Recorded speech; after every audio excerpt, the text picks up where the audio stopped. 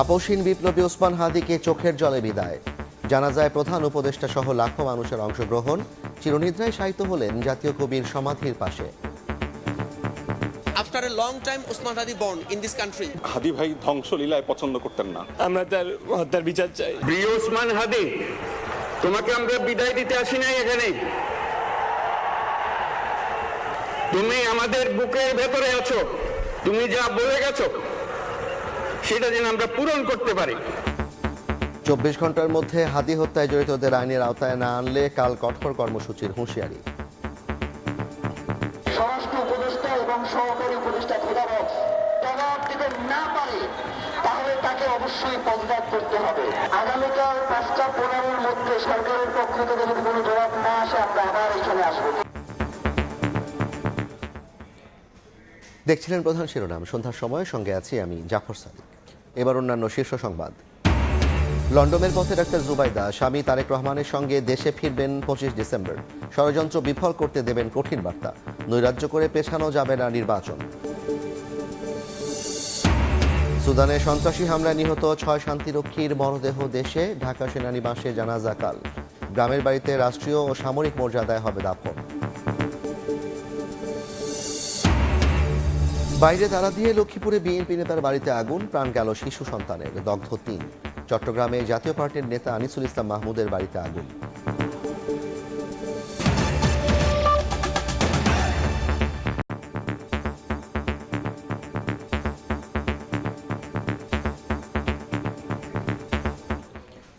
আপসহীন বিপ্লবী ওসমান হাদিকে চোখের পানিতে বিদায় জানালেন লাখো মানুষ। সংসদ ভবনের দক্ষিণ প্লাজায় জানাজায় অংশ নেন প্রধান উপদেষ্টা, সেনাপ্রধান ও বিভিন্ন রাজনৈতিক দলের নেতাকর্মীরা। জানাজায় ইমামতি করেন হাদির বড় ভাই।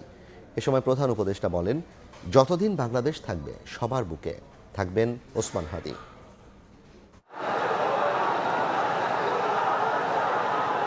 যে সংসদে জনতার প্রতিনিধি হয়ে যাওয়ার স্বপ্ন দেখেছিলেন শরীফ ওসমান হাদি, সেই প্রাঙ্গণেই তাকে বরণ করতে সকাল থেকে লাখো জনতার ভিড়। বিক্ষুব্ধ জনতার দীর্ঘ অপেক্ষা শেষে তিনি এলেন। তবে আজ কোনো বিপ্লবের বাণী শোনালেন না এই আজন্ম বিপ্লবী। একেবারে নীরব নিথর দেহে তিনি উপস্থিত হলেন বিপুল জনসমুদ্রে। গোলামি না আজাদি, ক্ষমতা না জনতা। জনতার স্লোগান তরঙ্গ যেন প্রকম্পিত করছে চারদিক। মাথায় হাতে বুকে পিঠে লাল সবুজের পতাকা নিয়ে দৃপ্ত উচ্চারণ, আমরা সবাই হাদি হব, গুলির মুখে কথা কব। আধিপত্যবাদ বিরোধী সংগ্রামে শহীদ শরীফ ওসমান হাদির জানাজায় কে নেই, দল মত নির্বিশেষে লাখো জনতার অশ্রুসিক্ত উপস্থিতি।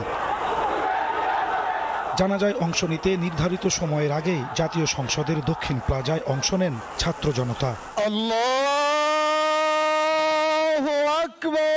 দুপুর 2টা 15 শুরু হয় জানাজা। ইমামতি করেন শহীদ ওসমান হাদির বড় ভাই মাওলানা আবু বকর। আসসালামু আলাইকুম ওয়া রাহমাতুল্লাহ। পরিকল্পনাকারী হাদিকে খুনের পিছনে একজন নয়, পুরো চক্র কাজ করেছে অভিযোগ করে ইনকিলাব মঞ্চের সদস্য সচিব বলেন, 24 ঘন্টার মধ্যে খুনিকে ধরতে সরকারের তৎপরতা উন্মোচন করতে হবে। আগামী 24 ঘন্টার মধ্যে স্বরাষ্ট্র উপদেষ্টা এবং সহকারী উপদেষ্টা খোদাবক্স তাদেরকে জনতার সম্মুখে এসে তারা এই খুনের ব্যাপারে গত এক সপ্তাহ ধরে কি পদক্ষেপ নিয়েছে তা জনসম্মুখে জানাতে হবে। যদি তারা জানাতে না পারে তাহলে তাদেরকে পদত্যাগের জন্য প্রস্তুত থাকতে হবে। এ সময় শহীদ হাদির বড় ভাই বলেন, স্বাধীনতা সার্বভৌমত্ব রক্ষার বার্তা দিয়ে গেছেন আপোষহীন এই বীর যোদ্ধা। হাদির স্বপ্নের ইনসাফ ভিত্তিক বাংলাদেশ গড়তে ঐক্যবদ্ধ থাকার আশাবাদ ব্যক্ত করেন ধর্ম উপদেষ্টা। আধিপত্যবাদ বিরোধী একটা ইনসাফ ভিত্তিক সমাজ যে প্রতিষ্ঠা করার স্বপ্ন দেখেছিলেন, তার পূর্ণতা দেওয়ার জন্য দেশবাসীকে আপনি তৌফিক দান করুন। শহীদ ওসমান হাদি তিনি স্বাধীনতার সার্বভৌমত্ব রক্ষার জন্য মেসেজ দিয়েছিলেন কিভাবে একটি স্বাধীনতার সার্বভৌমত্ব রক্ষা করতে হয়। প্রধান উপদেষ্টা বলেন, হাদিকে বিদায় দিতে নয়, বরং তার প্রতি ওয়াদাবদ্ধ হতে জড়ো হয়েছি। হাদি হারিয়ে যাবে না, তার মন্ত্র নিয়ে এগিয়ে যাবে বাংলাদেশ। প্রিয় ওসমান হাদি, তোমাকে আমরা বিদায় দিতে আসি নাই এখানে। তুমি আমাদের বুকের ভেতরে আছো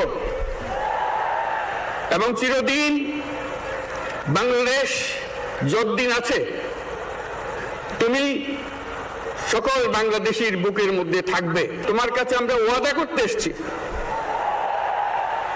তুমি যা বলে গেছো সেটা যেন আমরা পূরণ করতে পারি।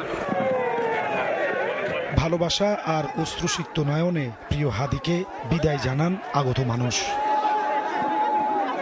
নাজমুস সালেহী, সময় সংবাদ, ঢাকা।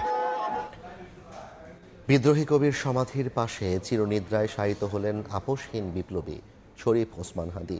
এদিকে শাহবাগ মোড়ে অবস্থান নিয়ে ইনকিলাব মঞ্চের নেতারা জানান, 24 ঘন্টার মধ্যে হত্যায় জড়িতদের আইনের আওতায় না আনলে রোববার কঠোর কর্মসূচি দেয়া হবে। মসজিদেরি পাশে আমার কবর দিও ভাই।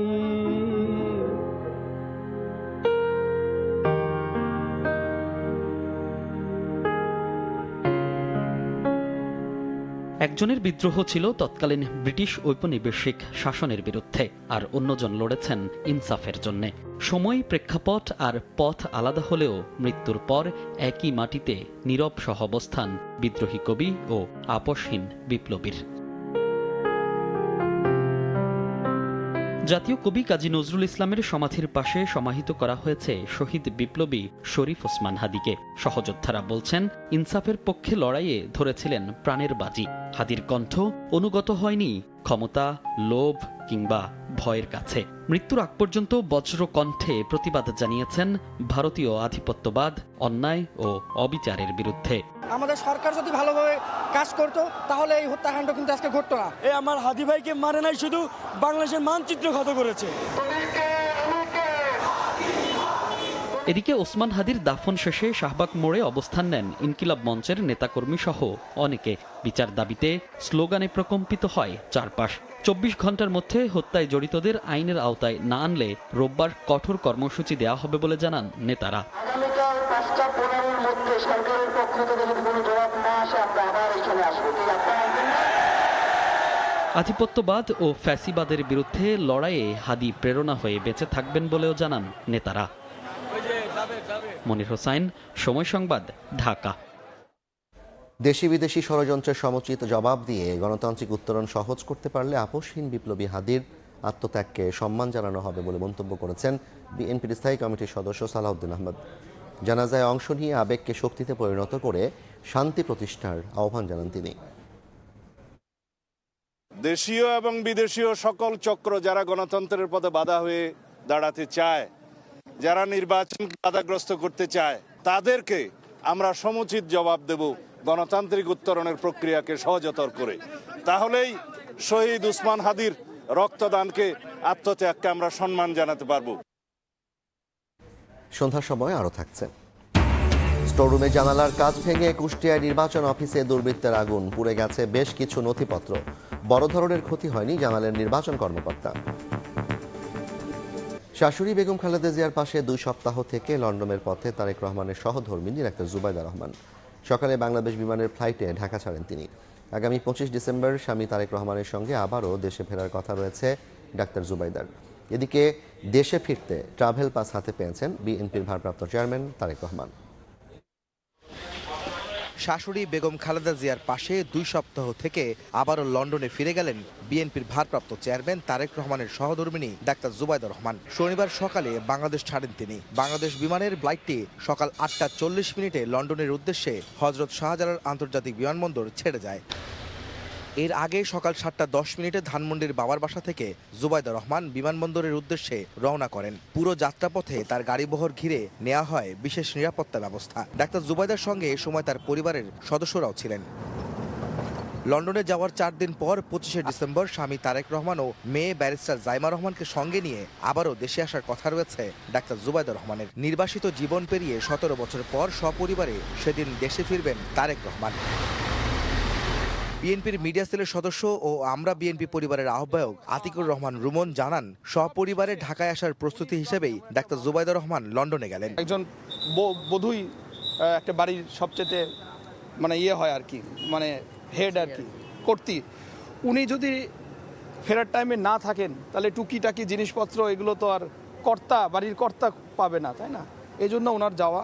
উনি ইনশাল্লাহ 25 তারিখে আমাদের প্রিয় নেতা, মানবিক নেতা জনাব তারেক রহমানের সাথেই ফিরবেন। তিনি আরও জানান, তারেক রহমানের ফেরা উপলক্ষে প্রস্তুতি নিচ্ছে বিএনপি। যে বাসায় তারেক রহমান সপরিবারে উঠবেন সে বাসা সম্পূর্ণ প্রস্তুত না হলে গুলশানে মায়ের বাসা ফিরোজায় উঠতে পারেন বলেও জানান রুমন। ওনার নিজস্ব কোনো বাড়ি নাই, কিন্তু যে বাড়িটা ওনার জন্য প্রস্তুত করা হচ্ছে সেটার কাজ যদি শেষ না হয় তাহলে ফিরোজায় ওনার মা অসুস্থ হওয়ার আগেই 2-3টা রুম রেডি করে রেখেছেন।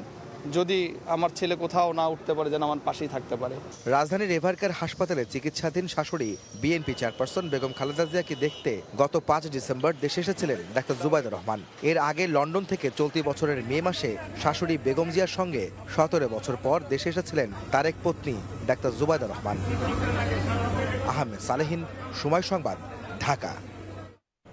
নৈরাজ্য করে নির্বাচন পেছানোর কোনো সুযোগ নেই বলে মন্তব্য করেছেন বিএনপির স্থায়ী কমিটির সদস্য সালাউদ্দিন আহমেদ। তিনি বলেন, গণতন্ত্রের অগ্রযাত্রা বাধাগ্রস্ত করার সব ষড়যন্ত্র বিফল হবে। এদিকে চূড়ান্ত প্রার্থী তালিকার কাজ দ্রুতই শেষ হবে বলে জানিয়েছেন দলের স্থায়ী কমিটির আরেক সদস্য আমির খসরু মাহমুদ চৌধুরী। এছাড়া একটি গোষ্ঠী মবের মাধ্যমে দেশে বিশৃঙ্খলা সৃষ্টি করে বিএনপির ওপর দায় চাপানোর চেষ্টা করছে বলে মন্তব্য করেছেন মির্জা আব্বাস।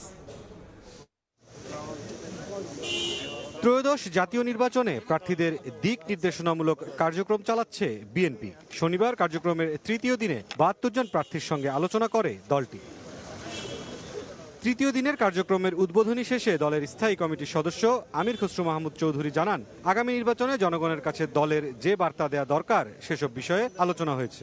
আগামী দিনের তারেক রহমান সাহেবের যে বাংলাদেশ গড়ার যে প্রত্যয়, যে রূপরেখা, এগুলো জনগণের সামনে তুলে ধরার বিষয় আছে। বাংলাদেশ জাতীয়তাবাদী দলের আমাদের যে সংস্কারের 31 দফার বিষয়ে এটা জনগণের কাছে তুলে ধরার বিষয় আছে।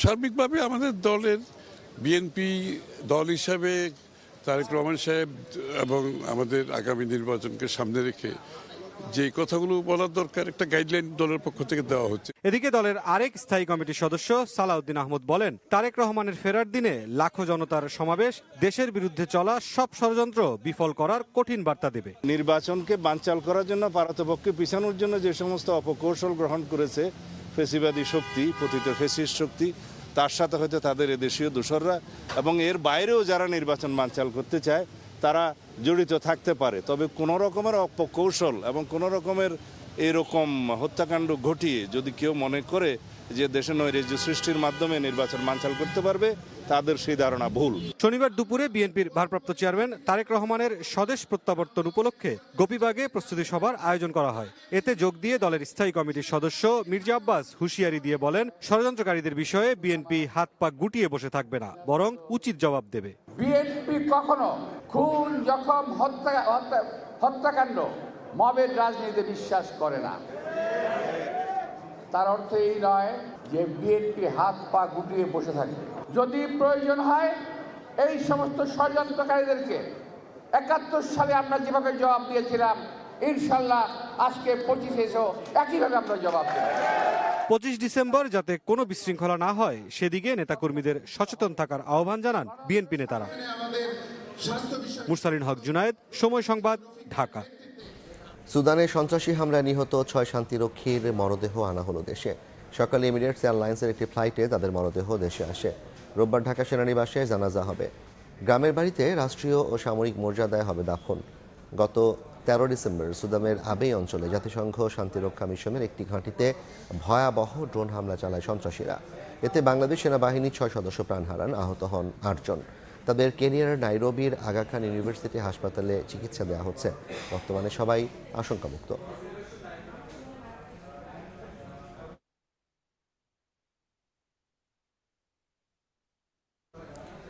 সন্ধ্যার সময় আরও থাকছে। তোষাখানার দ্বিতীয় মামলায় পাকিস্তানের সাবেক প্রধানমন্ত্রী ইমরান খান ও তার স্ত্রীর 17 বছরের কারাদণ্ড, 1,64,00,000 রুপি জরিমানা, বিশেষ আদালতের রায়।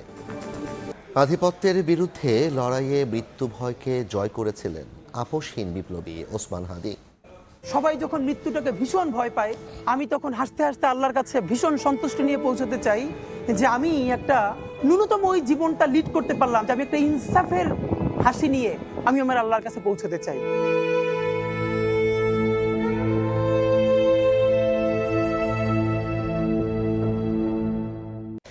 কুষ্টিয়ায় জেলা নির্বাচন অফিসের স্টোর রুমে আগুন দিয়েছে দুর্বৃত্তরা। এতে কিছু গুরুত্বপূর্ণ নথিপত্র পুড়ে গেছে। পুলিশ জানায়, ভোরের দিকে নির্বাচন অফিসের নিচতলার স্টোর রুমের পেছন দিক থেকে জানালার গ্লাস ভেঙে আগুন দেয় দুর্বৃত্তরা। ছুটির দিন থাকায় অফিসের কর্মকর্তা কর্মচারীরা বিষয়টি তাৎক্ষণিকভাবে জানতে পারেননি। পরে ধোঁয়া দেখে স্থানীয়দের নজরে এলে নির্বাচন অফিসের নাইট গার্ড ও স্থানীয়দের সহায়তায় আগুন নিয়ন্ত্রণে আনা হয়। আগুনে কিছু নথিপত্র ক্ষতিগ্রস্ত হলেও বড় ধরনের কোনো ক্ষয়ক্ষতি হয়নি বলে জানিয়েছেন জেলা নির্বাচন কর্মকর্তা। দেশের বাইরের খবর, পাকিস্তানের সাবেক প্রধানমন্ত্রী ইমরান খান ও তার স্ত্রীকে তোষাখানার দ্বিতীয় মামলায় 17 বছরের কারাদণ্ড দিয়েছেন দেশটির বিশেষ আদালত। একসঙ্গে দুইজনকে 1,64,00,000 রুপি জরিমানা আরোপ করা হয়েছে। জরিমানা দিতে ব্যর্থ হলে কারাবাসের মেয়াদ আরও বাড়বে বলে জানান আদালত। বেশ কয়েকটি দুর্নীতি ও সহিংসতা মামলায় আগে থেকেই দেশটির আদিয়ালা কারাগারে বন্দী আছেন ইমরান খান। দেশের নিরাপত্তা পরিস্থিতি নিয়ে শঙ্কা থাকলেও বিপিএল এর জন্য নিজেদের প্রস্তুত করছে রাজশাহী ওয়ারিয়র্স। উদ্ভূত পরিস্থিতিতে বিসিবি এবং সরকারের গাইডলাইন মেনেই সব করা হবে বলে জানিয়েছেন দলটির হেড কোচ হান্নান সরকার। দেশের এই পরিস্থিতিতে আমরা সবাই শঙ্কিত। আসলে সিকিউরিটির ব্যাপারটা নিশ্চিতভাবেই বোর্ড সেটা লুক আফটার করছে। অ্যাজ এ টিম হিসেবে আমরা কিন্তু আমাদের যে প্রিপারেশন, আমাদের যে নিজেদের প্রস্তুতি নেওয়া খেলার জন্য, সেই কাজগুলো আমরা করে যাচ্ছি। চ্যাম্পিয়ন হতে গেলে লাকের ব্যাপারটাও সবসময় চলে আসে, সেখানে সেই বিষয়টা সময়ের সঙ্গে সঙ্গে বোঝা যাবে, বাট লক্ষ্য অবশ্যই চ্যাম্পিয়ন ইনশাল্লাহ। মুশফিক কিপিংয়ে নিশ্চিতভাবে এনজয় করে, যদি সে কিপিং করতে চায় ম্যাচে তার প্রায়োরিটিটা বেশি থাকবে। আর আকবর যদি খেলে স্বাভাবিকভাবে আকবরও কিন্তু সেখানে কিপিংয়ের জন্য যথেষ্ট ক্যাপাবল। সো এখানে বিষয়টা ডিপেন্ড করছে যে মুশফিক কীভাবে চিন্তা করছে।